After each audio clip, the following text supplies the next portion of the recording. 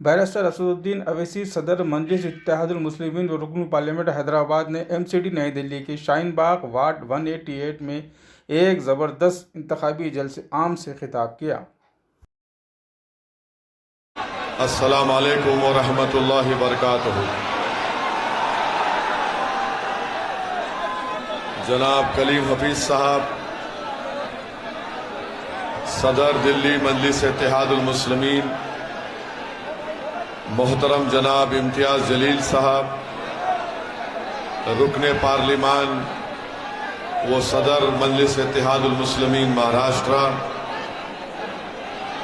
जनाब आरिफ सैफी साहब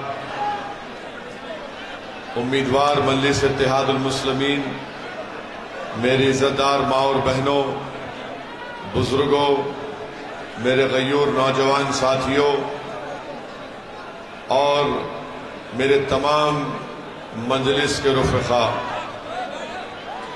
मैं आपका शुक्रिया अदा करता हूं कि आप इतनी बड़ी तादाद में यहां पर भी और यहां पर भी आप आज इस जलसे में शिरकत किए हैं और इतनी बड़ी तादाद में आप तमाम का यहां जमा होना इस बात का पैगाम देता है कि इंशाअल्लाह ताला आप तमाम ने ये फैसला कर लिया है कि इस म्युनिसिपल वार्ड से इंशाअल्लाह यहां से आप मजलिस इत्तेहादुल मुस्लिमीन के उम्मीदवार को अपना नया कॉरपोरेटर बनाएंगे इंशाअल्लाह।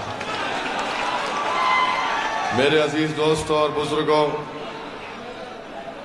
यहां पर 5 साल पहले आपने मौजूदा दिल्ली के मुख्यमंत्री, उनके पार्टी के एक उम्मीदवार को आपने वोट डालकर कामयाब किया था और आज आप देखते हैं कि इस ओखला के बल्दी हलके में यहां पर बेशुमार मसाइल हैं। आप मुझसे बेहतर जानते हैं कि दिल्ली का मुख्यमंत्री सारी दुनिया में ये ढंढोरा पीटता है कि हम दिल्ली में सबको पानी फ्री में दे रहे हैं, मगर इस वार्ड में पूरे ओखला में कहीं पर भी साफ पीने का पानी दस्तयाब नहीं होता है। जो ज़ेरे जमीन पानी है वो पीने के लिए ठीक नहीं है, वो पानी में नमक है।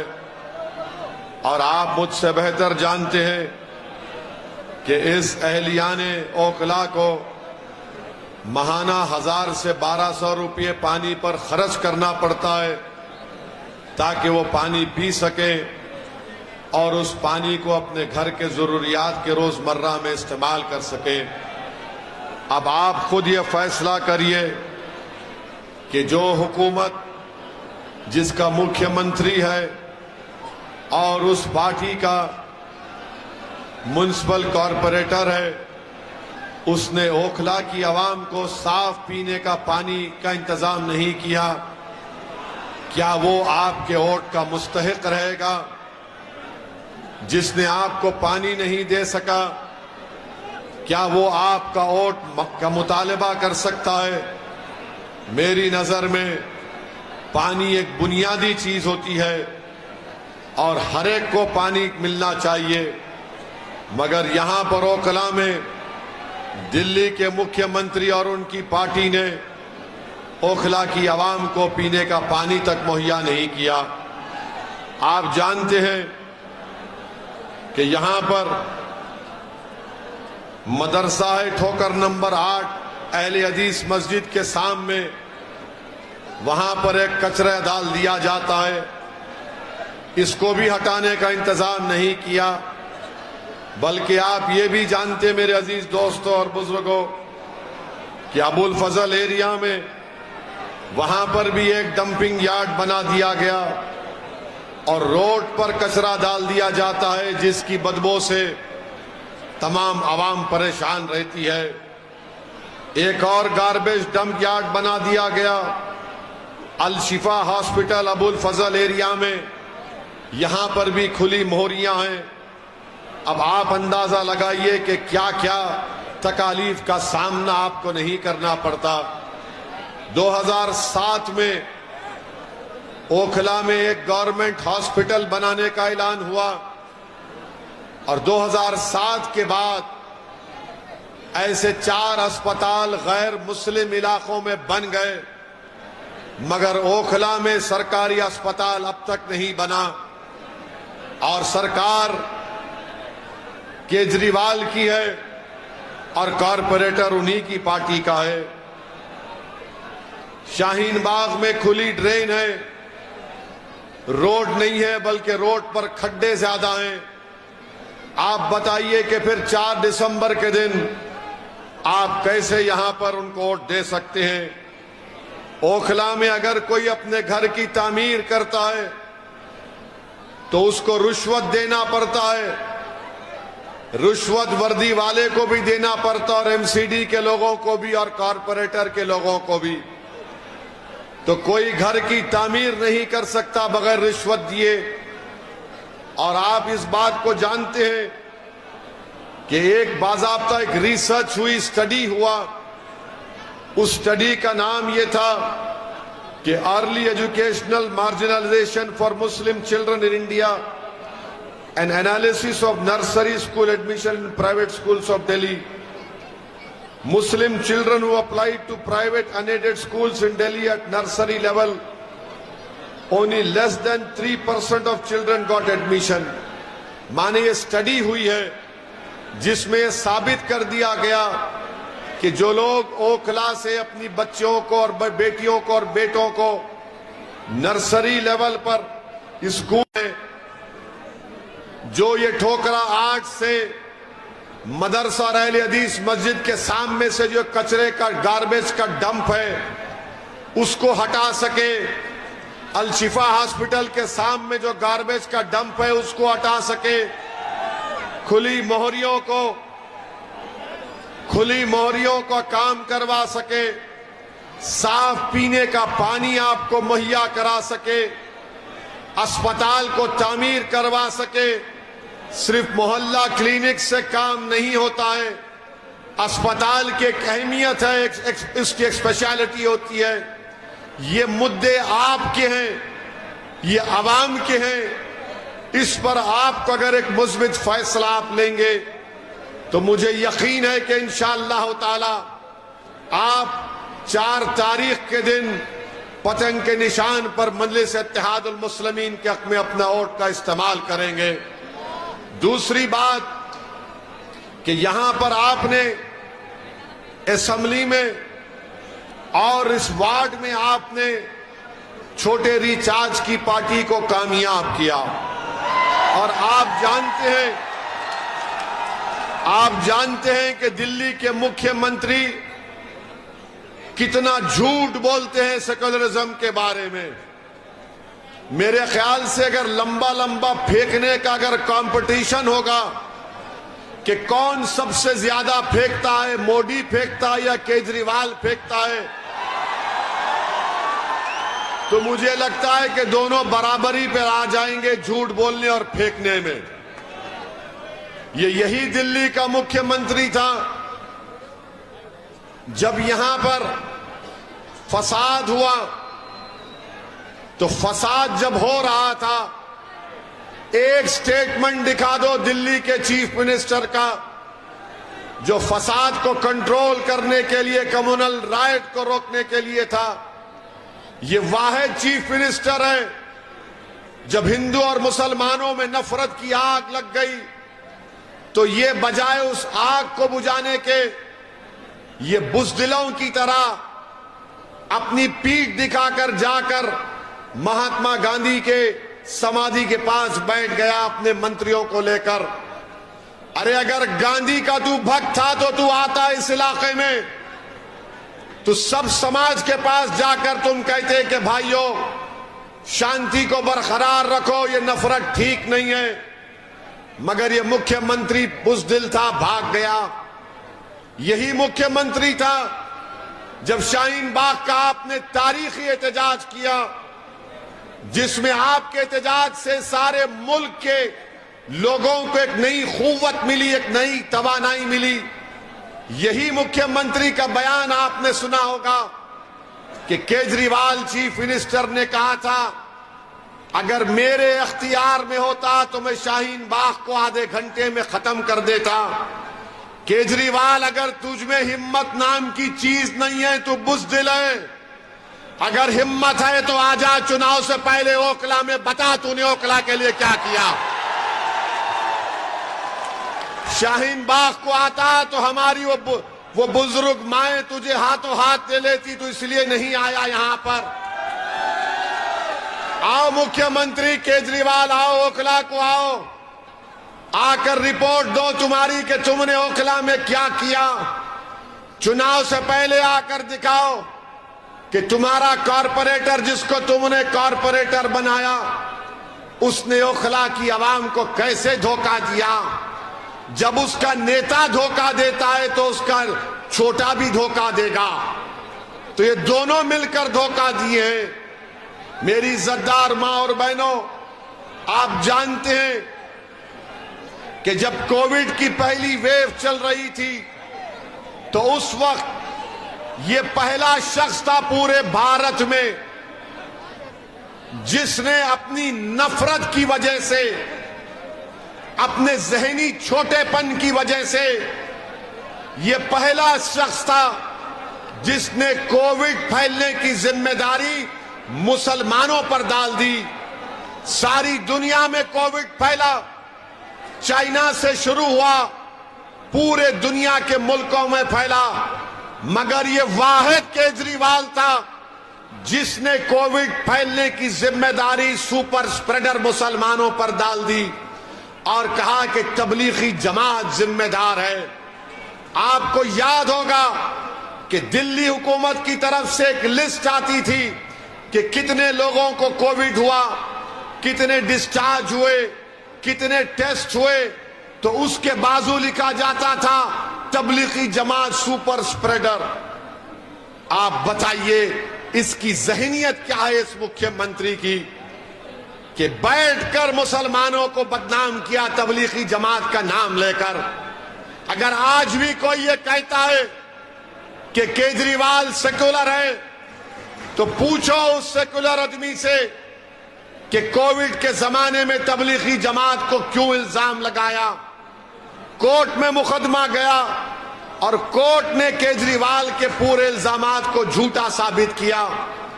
मेरे अजीज दोस्तों और बुजुर्गों, भाई साहब रुक जाइए, शटर का रुक जाइए, थोड़ी देर रुक जाइए।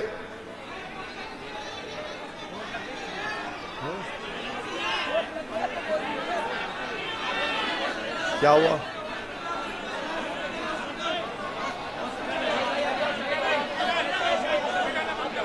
अच्छा हॉस्पिटल है, उठाइए शटर, फिर हम रुकते हैं। हम केजरीवाल की तरह नहीं है।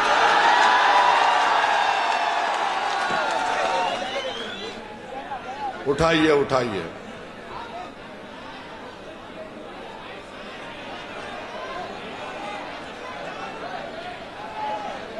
बोले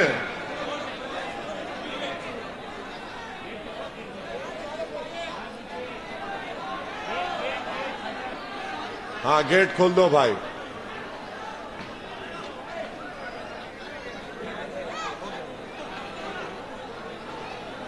okay, you are happy?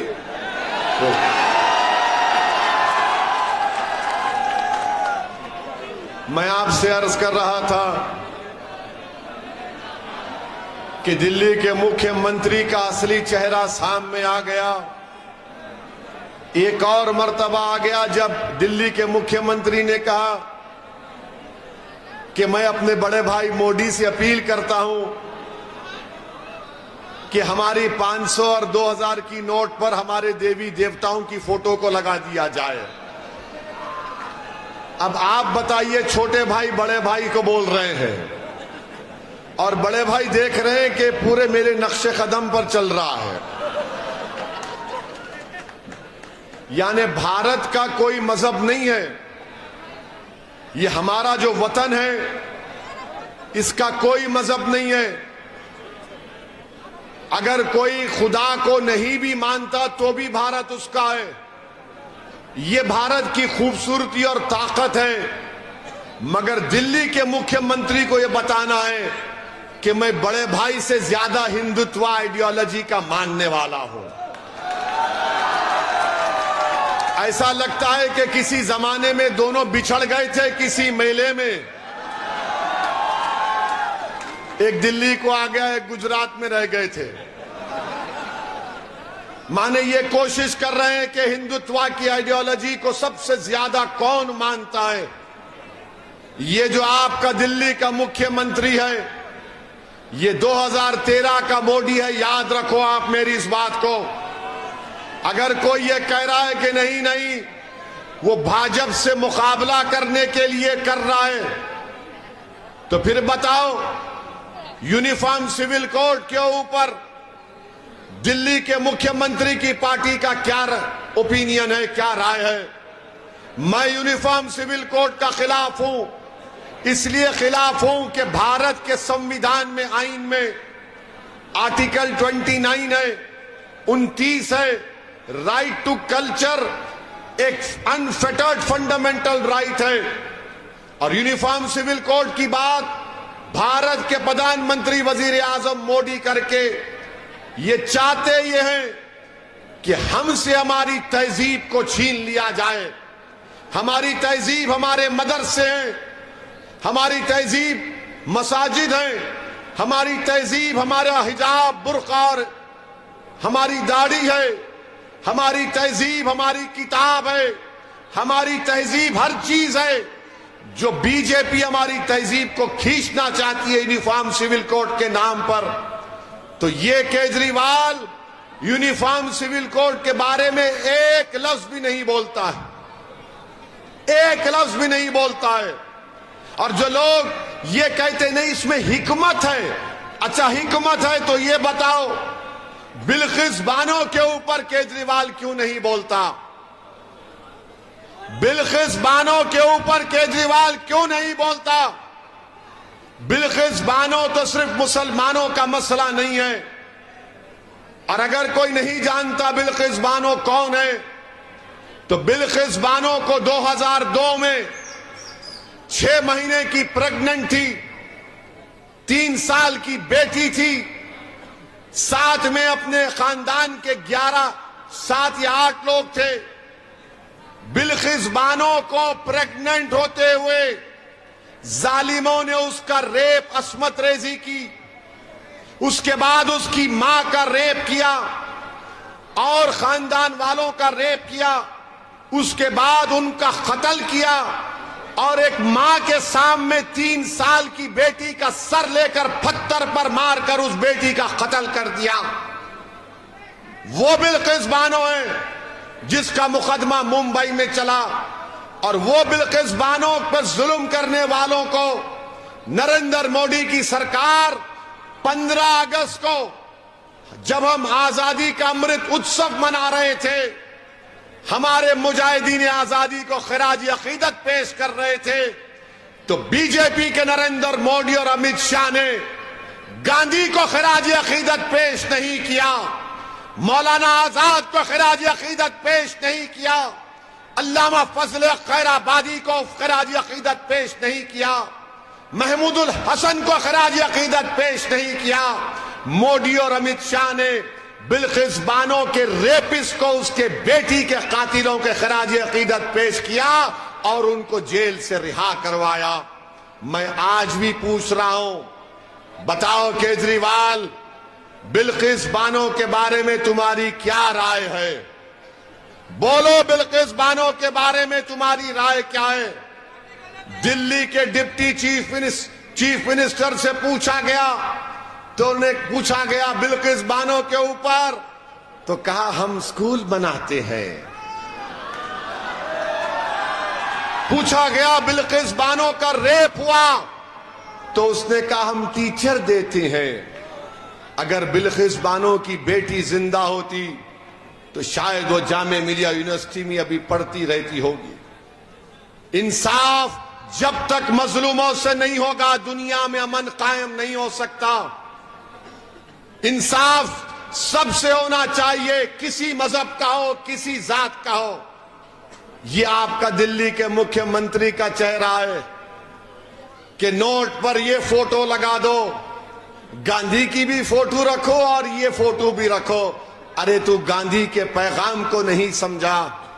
Uniform civil code पर 0, बिल्किस बानो पर खामोशी, मगर बार बार ये बोलते हैं कि नहीं नहीं, इनके जो चमचे हैं जो ओखला में फिरते हैं, ये जो केजरीवाल छोटा रिचार्ज के चमचे हैं, वो बोलते हैं कि नहीं नहीं ऐसा नहीं है, भाजपा को हराना है।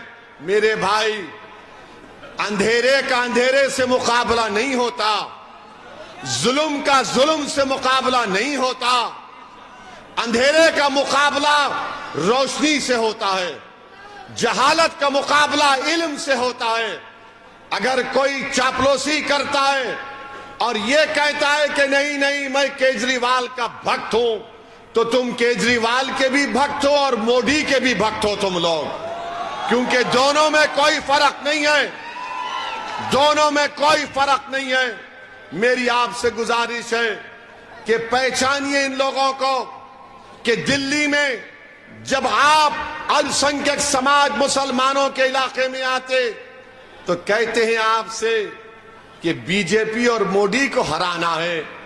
जब किसी और दूसरे इलाके में जाते तो कहते हैं कि मैंने यहां पर स्कूल बनाया, हॉस्पिटल बनाया, पार्क बनाया, रोड बनाई, आपको फ्री पानी दिया। अरे केजरीवाल, यही जबान तुम ओखला में आकर बताओ, यही बात आकर ओखला में करो। नहीं करेंगे, डराएंगे बीजेपी से। याद रखिए, कानून सबके लिए बराबर है। बाबा साहिब अंबेडकर का बनाया हुआ संविधान और आईन सबके लिए बराबर है। कानून मोदी के लिए भी बराबर है तो ओवैसी के लिए भी बराबर होगा इंशाअल्लाह। वो गए डराने के दिन, हमारे जिंदगी का फैसला अल्लाह करता है। और अगर आपने देख लिया कि जब फसादात के बाद जब बच्चे जेल में थे तो क्या कोई केजरीवाल का आकर उन बच्चों की, उन घर वालों की पूछा हालत कैसी है? आपने हालात का मुकाबला किया। और आज जो लोग केजरीवाल के चमचे यहां पर फिरते हैं, उसकी गुलामी करते हैं, मेरे सवाल का जवाब दो। खालिद सैफी जेल में है, खालिद सैफी जेल में है और खालिद सैफी की बीवी, उसकी पत्नी, उसकी वाइफ रोते हुए वीडियो जारी करती है कि खालिद जेल में बीमार है, अगर इलाज नहीं होगा तो खालिद को कुछ हो जाएगा। बताओ केजरीवाल के चमचों, तुमको खालिद की तकलीफ याद नहीं आई? तुमको खालिद की पत्नी की फरियाद तुम्हारे दिल को नहीं पिघलाई? अगर तुम्हारे दिलों में धड़कता हुआ दिल होता तो तुम खालिद की बीवी की तकलीफ को अपनी बहन की तकलीफ समझते। मगर अब देखो, ठहरिए, अब देखो आप केजरीवाल का असली चेहरा। उसका मंत्री जेल में है, खालिद से बड़े इल्जाम में, ईडी के केस में खालिद को जेल में इलाज नहीं होता, बीवी रोती है, मगर केजरीवाल के मंत्री के पैर पर तेल लगाया जाता है, हाथ पर तेल लगाया जाता है। कितनी तकलीफ दे बात है कि उसका नाम खालिद है, इसका नाम जैन है, तो नाम के ऊपर भी नाइंसाफी की जाती है। ये आपको सोचना है कि जेल में भी इंसाफ नहीं हो रहा, जेल के अंदर भी इंसाफ नहीं हो रहा है, क्योंकि वो केजरीवाल का मंत्री है तो उसके हाथ को तेल लगाया जा रहा है, पैर को तेल लगाया जा रहा है, खाना लाकर खिलाया जा रहा है, और वो खालिद बीमार पड़ा है जेल में। मेरे अजीज दोस्तों और बुजुर्गों, ये फैसला आपको करना है 4 तारीख के दिन। अब रहा सवाल कांग्रेस पार्टी का। कांग्रेस पार्टी बहुत बूढ़ी हो गई है। कांग्रेस पार्टी के जो नेता है 15 साल आपने कांग्रेस को सत्ता दी थी दिल्ली में, 15 साल। अब बताओ कौन सा नेता दिल्ली में है उनका? रोड पर नजर नहीं आता। उनका नेता पूरे भारत में पैदल फिर रहा है, पैदल पैदल पैदल पैदल। चुनाव गुजरात में है, भाई साहब मध्य प्रदेश में है, कैपिटल दिल्ली में लड़ाई चल रही है। भाई साहब बता रहे हैं कि कैसे आरएसएस से बैठकर मुकाबला किया जाता है। तो कांग्रेस को वोट देना वोट जाय करने के बराबर है। अब कांग्रेस में दमखम नहीं रहा। अब कांग्रेस सिर्फ म्यूजियम में रहेगी इंशाअल्लाह ताला। आप देखना, कांग्रेस अब म्यूजियम में नजर आएगी। हमारे अब्बा थे, दादा थे, परदादा थे, ये इनकी फोटो है। वो उस जमाने में ऐसा करते थे। अबे तू क्या कर रहा है? ने मैं फोटो लगा के खुश हूं दादा की। ये कांग्रेस पार्टी है। तो आपको लड़ने वालों की जरूरत है, ओखला से इंसाफ करने वालों की जरूरत है। और हमारा ये भाई आरिफ सैफी आपके सामने खड़ा है। 5 साल पहले आपने वोट नहीं दिया, ये आज भी आपके सामने आया है। आपसे अपील कर रहा है कि ओखला के लिए आप मजलिस को कामयाब करिए। ओखला के कचरों को साफ करने के लिए आप मजलिस को कामयाब करिए। और कचरे 2 किस्म के हैं। कचरा 2 किस्म का होता है, 2 type, 1 political garbage, 1 actual garbage. यानी एक जो अहले हदीस मस्जिद के सामने जो कचरा है उसको निकालना, एक जो पॉलिटिकल गार्बेज है, सियासी कचरा है, छोटे रिचार्ज का, उसको भी साफ करना है। तो दोनों को साफ करना है आपको। करेंगे ना आप? करेंगे ना आप? करेंगे ना आप? अरे जोर से बोलो प्यारे, और जोर से बोलो। दोनों कचरों को साफ करेंगे। ओखला में पानी की लाइन आएगी, पानी की लाइन आएगी, अस्पताल बनेगा, अस्पताल बनेगा इंशाअल्लाह ताला। तो आपने फैसला कर लिया कि 4 दिसंबर को ओखला की आसमानों पर क्या नजर आएगा, क्या नजर आएगा। और हम क्या करेंगे? डोरी लेके पतंग। तो 4 दिसंबर के दिन मजलिस को कामयाब करिए। आपका बेहद शुक्रिया। अस्सलाम वालेकुम व रहमतुल्लाहि व बरकातुहू।